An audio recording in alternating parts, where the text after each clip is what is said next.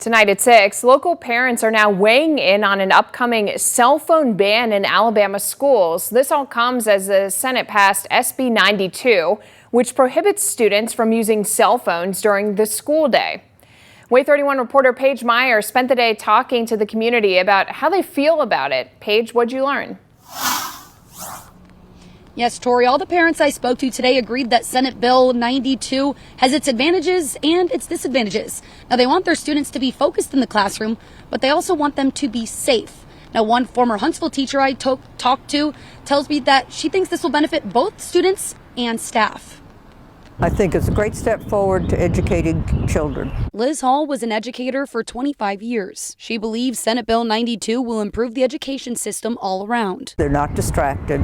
They're learning from a human being, and they're learning to interact with ideas and people. And I don't think they can do that as long as they have their hands on the little magic box. Senate Bill 92, also known as the Focus Act, stands for freeing our classrooms of unnecessary screens for safety. It would prohibit students from using, operating, or possessing cell phones on public elementary or secondary school grounds during the instructional day. The bill's sponsor, Senator Donnie Chasteen, says he's glad they were able to pass the Focus Act this session. It is for the good of the kids.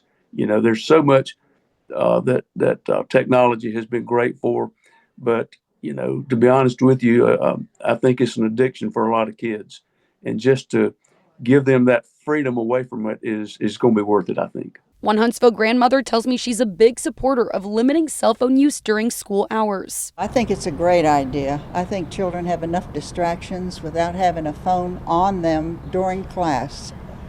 Outside of class is different, but when they're in that classroom and that teacher's giving her all to teach them, they need to have their all attention on her. But one thing parents are concerned about with this bill is safety. I can understand the concern for parents in terms of the safety aspect, right? Their kids not having access, to their phones in case of, unfortunately, school shootings and a lot of other issues that we've had to face in schools, modern schooling, I guess we can say. As a father, Prod says with some regulations, he does support the bill. I think we would put some parameters in place to make sure that we're taking care of the safety concerns that parents have as well.